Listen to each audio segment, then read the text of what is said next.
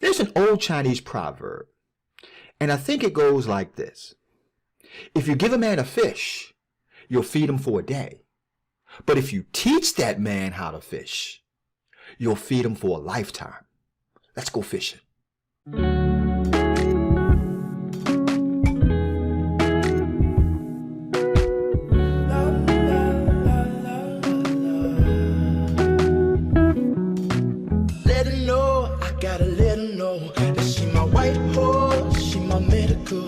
Like my baby mama, know how to take care of me. Give my baby problems, you gon' regret every day. So I let her know, gotta let her know. Came through the front door, I'll be ready for. And if it's what you want, I'ma give it to you.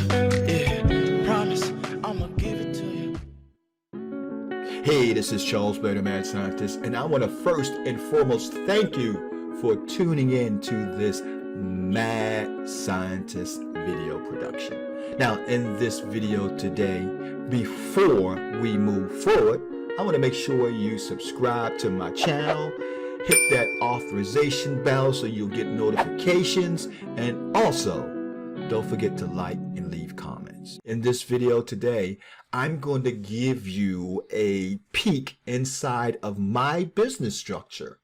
And hopefully you'll be able to take this structure, implement it in your business, run with it, and run a successful real estate and operation just like mine. So let's go on the inside and I'll show you exactly what Chucky by Lucky houses look like.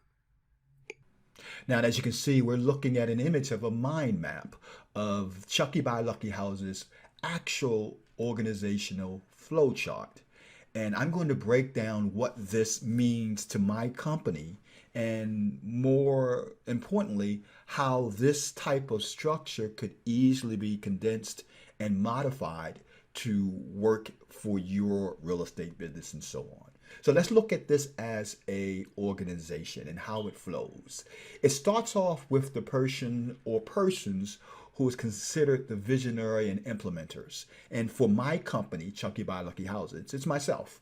I'm that person who is developing new revenue streams. I'm also creating marketing plans for the actual business and so on. So in the hierarchy of my system, or should I say of my tree, I'm that visionary guy. Next, we have what we call the Chief Financial Officer. Now, for my business, this is my wife, Tammy Blair, and she handles paying all the bills. She takes care of the actually managing of the QuickBooks, and actually the process that we have in place is she gets all the receipts and everything, and she just basically inputs everything and monitors what's going on money-wise. And then all the actual total debt and total income and total revenue is talked about between us each week as we have our weekly meetings and so on. Now, if you were to put a position underneath of that, that would be the Chief Financial Officer. For the next position in my company, once again, I wear a separate hat, another hat. That hat is of Chief Operating Officer. Now, I want you to keep in mind that even though I have different individuals in different positions, this actual structure could work for a solopreneur or a person who has multiple employees or multiple VAs working in their business. So just keep that in mind. If it was a solopreneur, you would be doing all the actual tasks and activities that I break down in this organizational chart.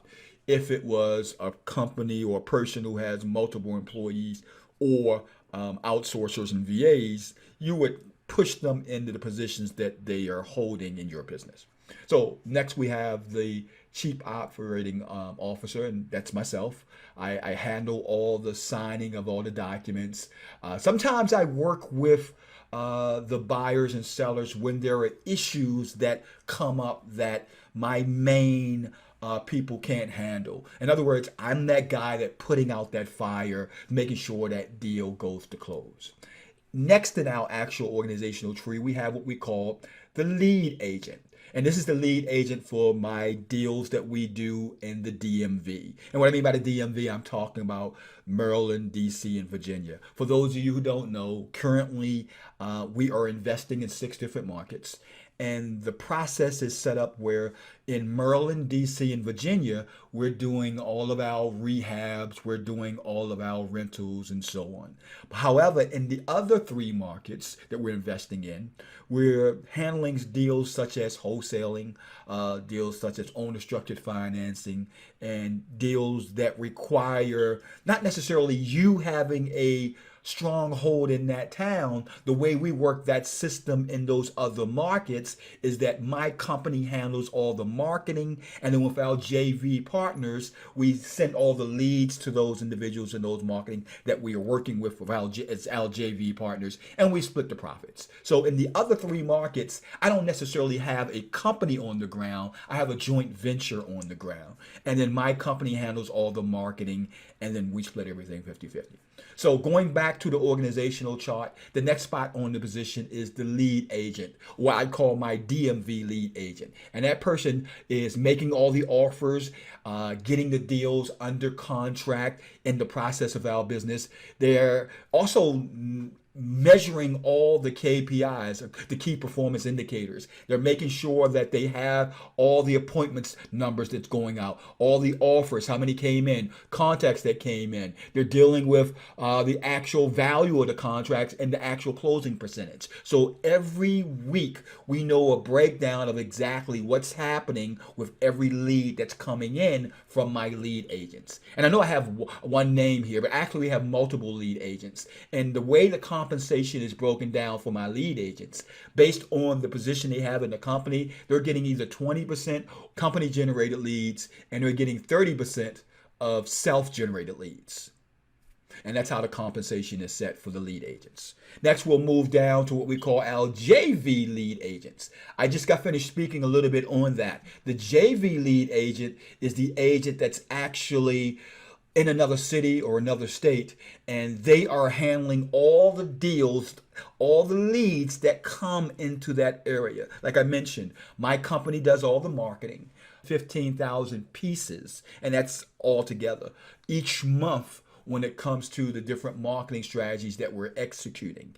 And when we do this, you got to have a system in place that if you're working in multiple markets, you're able to trap those leads, generate revenue from those leads without necessarily doing it by having boots on the ground per se as employees. In other words, we are virtually investing in those other three markets. And the way the system is set up, the lead agents in that market is splitting everything with the company 50-50. So we will send all the leads over to the market, and our JV partners will split everything 50-50. And then of course my lead manager will handle all the actual breaking down of the numbers, because once again, you have to have your numbers. If you don't have your numbers, you don't have a business. So we're breaking down how many appointments came in, how many offers came in, contracts, and so on. That way we can measure the success of marketing campaigns and measure the success or failure of the JV partners that we're working with. So that's exactly what their roles are, and that's exactly how we pay them in compensation wise. So we have two of those JV partners that we're working with in the multiple markets that we're in. Next, we go to the position of the lead manager. My lead manager, her name is Holly. She's been with me for over 3 years now. And Holly gets a flat salary of $3,000. Plus, she gets 15% off of everything that she touches. Now, her job responsibilities are pretty immense. And so she basically makes sure she earns what she kills. Now, in my business, I call it killing. And here's what I mean by that.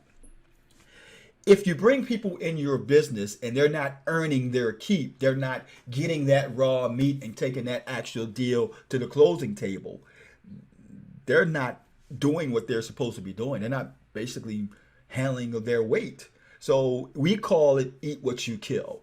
We set up a compensation model where it's enriching them for closing. It's enriching them for doing something. It's enriching them for actually working. And the more they apply themselves to the particular task or action, the more compensation they're able to make. So my lead manager, she gets 15% off of all the deals that she's touched, and she handles entering everything into Podio. She also manages the whole Podio system. She also deals setting up appointments for the lead agents. She deals with also sending offers to some of the actual lenders or leads that we have coming in, and then she also takes care of sending out our credibility kit. We send a credibility kit to every person who has a house that they wanted to sell, regardless if we purchase the deal or not. They get a copy of our credibility kit, and she sends those out. And of course, once again, it goes with measuring the results, the leads, the appointments, and so on and so on. Next, we have what we call our house hunters. Now, the house hunters position is a unique position that I created probably about 4 or 5, maybe 10 years ago to be exact. And that's a intern level type position where we have individuals that's all around the country, and they basically work on their own with the training that my company provide them, and they generate leads sort of like bird doggers or wholesalers. And we have compensation model for those individuals. The compensation model for our house hunters is they get 30% off of all the self-generated leads that they achieve, or the self-generated leads that they bring in. So let's talk about what's a self-generated lead. Self-generated leads are leads that are brought in by them for pocket listings. It can be brought in by the Driving for Dollars. It can be brought in from actual expired listings, Craigslist for sale by owners, Zillow, and so on. These are what we call self-generated leads in my business. And our house hunters handle that aspect of the generating of the leads in my real estate business, and their compensation is 30% of the actual final number that they will be getting when we close on those deals. Everyone, when it comes to the percentage amount, only make that percentage amount when we close on the deals. If you notice, I only have one person in my entire company that receives a flat stipend every month, and that's my lead manager. Everybody else is based off of the eat what you kill principle. Next, we broke down to my marketing manager. That's the same person. Lead manager and marketing manager is highly, and of course, sometimes I jump into play in the marketing side because I'm a firm believer that you should be at nothing more. You should be that person that is digging deep into all of your marketing and knowing exactly, once you pull up those numbers, once you understand that KPI, those key performance indicators, understanding exactly what you need to add, what you need to subtract, and what you need to rev up on. So that's why I'm also interjecting myself into the marketing manager position. I have Holly and myself in those positions, and we manage all the direct mail marketing campaigns. Actually, Holly handles that through Go Big Printing. That's where we do all of our direct mail from. And she also handling all the actual follow-up campaigns, which we run through Active Campaign, as well as my Podio system that I've had personally created by my Podio developer. Last but not least, we have our transaction coordinator. And this is the transaction coordinator for the Maryland, DC, and Virginia. Remember, all of my JV lead agents handle the transactions, meaning taking the property or taking the deal to the finish line in the other cities and states that we're investing in. In the Maryland, DC, Virginia region, that's one person, and that person is Aaron, along with myself, following those actual leads. And what I mean by that, making sure that once the contract is either there to buy or the contract is either there to sell, now at this point, we are making sure that there's communication going on with the seller, buyer, and title company. We're making sure there's no hiccups that's coming up in regards to judgments and liens that wasn't foreseen. And we're making sure that everybody's notified of any issues and of dates of closings, and all the money and wire transfer are occurring when they're supposed to do. So that's how I'm able to do this business while on a cruise and in Miami and all these other locations while on vacation. because of the automation and because of the system that you're looking at right here that we have in place. Now remember, if you're a solopreneur, you're going to be wearing all the hats in this process. This is a living and breathing process. So don't just take it verbatim as I mentioned in the video. All you have to do is take it apart, dissect it, and make it work for you and your business. This is Charles Blair, the Mad Scientist, signing out, and I'll see you in the next video. Bye-bye. And if it's what you want, I'ma give it to you. Yeah, promise, I'ma give it to you.